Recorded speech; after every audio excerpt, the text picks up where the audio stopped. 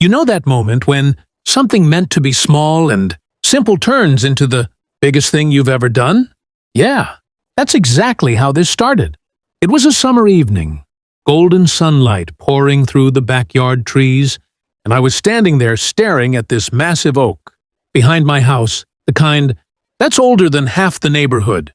My daughter, Lucy, tugged on my sleeve and said, "Dad, can we build a treehouse? Like the one in the movies?" I smiled. Sure, why not? I had no idea those 3 words would set off a chain reaction that would pit me against my HOA, bring an architect into my backyard, and eventually make national headlines. It began as a weekend project, some wood, nails, a few YouTube tutorials. But once I started sketching, my imagination ran wild. This wasn't going to be an ordinary treehouse. I wanted something magical, a space that felt alive, like it grew out of the tree itself. My neighbor, Tom, peeked over the fence one afternoon. "You sure the HOA's going to be cool with that?" he asked, half joking.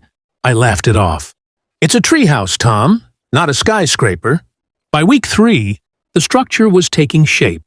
A curved deck wrapping around the trunk, windows made from reclaimed glass, and a rope bridge connecting to a smaller platform. It wasn't just a treehouse anymore. It was an escape. Then came the knock. 2 members of the Homeowners Association, clipboards in hand. "Mr. Carter," one of them said, "we've had several complaints. That structure violates community code." I stared at them, sweat on my hands. "Complaints? From who?" "Doesn't matter," the woman replied flatly. "You'll need to remove it immediately or face penalties." I couldn't believe it. This was my property, my backyard, my kid's dream. And suddenly, it was illegal? I tried reasoning with them, showing blueprints, explaining it wasn't attached to the ground, but they didn't care. "It's considered a permanent structure," they said. That night, Lucy asked, "Are they going to tear it down, Dad?"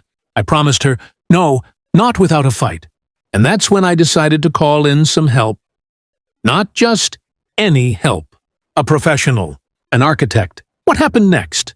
Well, let's just say, that's when everything changed. I didn't know any architects personally, so I did what everyone does when they're desperate.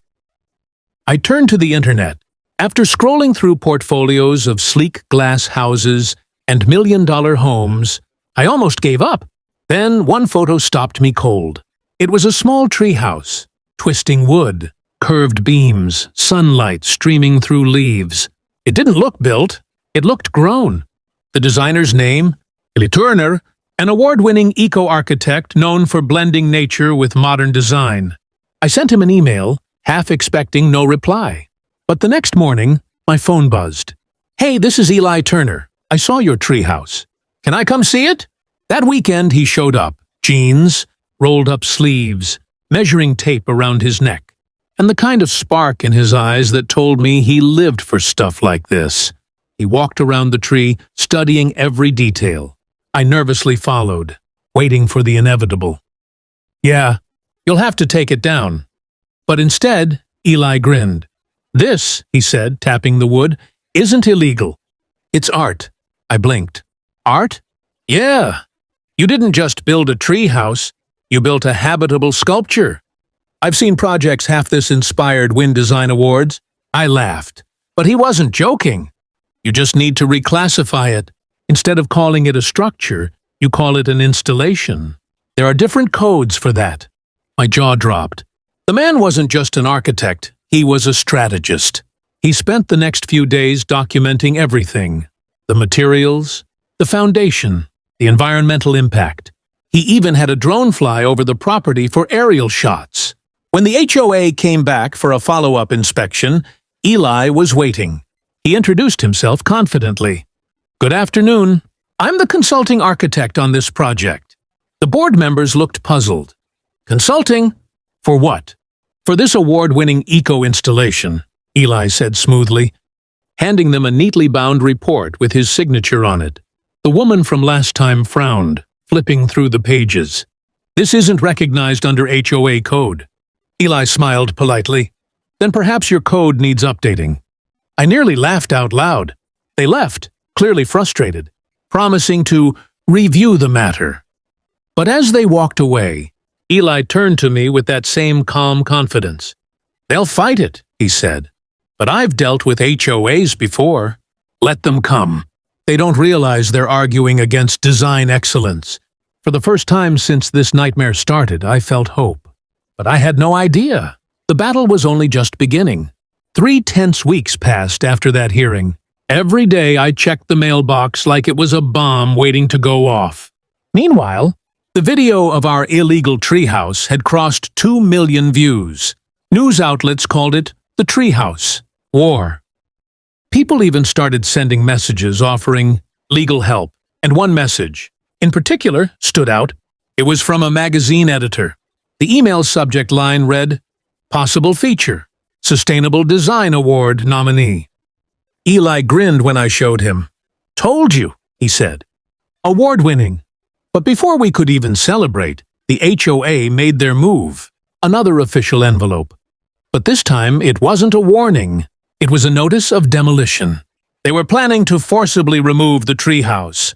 To preserve community uniformity, Lucy cried when she heard. "They can't take it, Dad. It's our treehouse." That night, I sat beneath the oak tree, lights twinkling between branches, and I made a decision. If they wanted a fight, they were getting one. Eli helped file an appeal, attaching not just the architectural reports, but also the feature request from the magazine. Within days, word spread that our treehouse was being considered for a National Eco-Design Award. The story hit bigger outlets, and that's when everything changed. The HOA was bombarded with questions from reporters. "Why are you tearing down an award-nominated structure? Do your rules allow for sustainable art?" Their silence spoke volumes. Suddenly, the same people who once complained started to defend me. Neighbors came by with petitions, signatures in hand. "We think it's beautiful," one of them said. "Don't let them ruin it."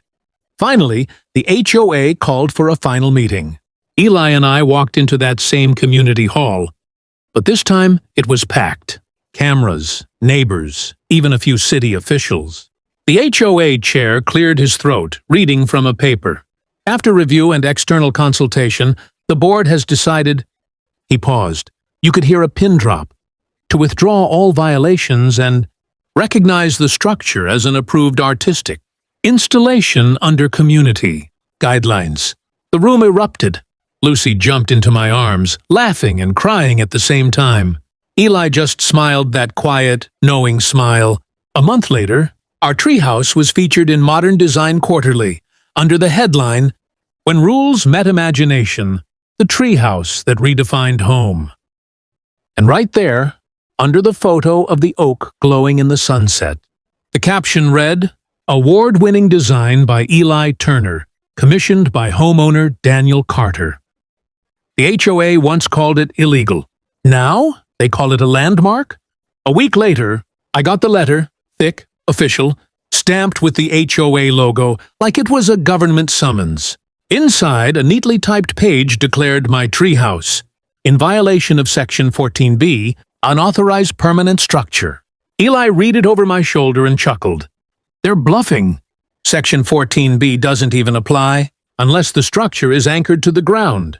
Yours is suspended. Let's have some fun." "Fun?" I asked. "They're threatening me with daily fines." "Then we'll turn those fines into headlines," he said. And that's exactly what we did. Eli suggested we document everything.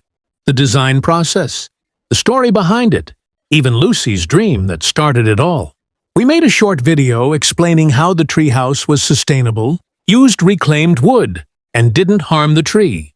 We titled it, "The Treehouse the HOA Wants to Tear Down." Within 48 hours, it exploded online. Thousands of views, comments pouring in. People were furious, not at me, but at the HOA. That's art. Let the kid have her dream. HOAs have gone too far. By day 3, a local news crew showed up at my doorstep. The reporter smiled at Lucy and asked, "So, what do you think of your dad's treehouse?" She said, "It's the best place in the world." That clip aired on the evening news, and by morning, The HOA's inbox was flooded with angry emails, but they didn't back down. They called for a hearing, a formal review of the structure. The whole neighborhood was invited. When the day came, I walked into that community hall with Eli beside me. On the other side sat 5 HOA members, looking as rigid as their rules. Eli stood and began his presentation. Blueprints, photos, environmental data. He talked about harmony between architecture and nature, about reimagining what it means to build sustainably. "This is not a violation," he said firmly. "This is innovation." When he finished, the room was silent until one board member scoffed. "Mr. Turner, we're not an art gallery. We have standards." Eli's response was simple. Maybe it's time those standards evolved. Some neighbors actually clapped. Others murmured in agreement.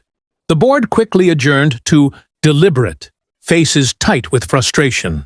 As we left the hall, Eli whispered, "They're cornered.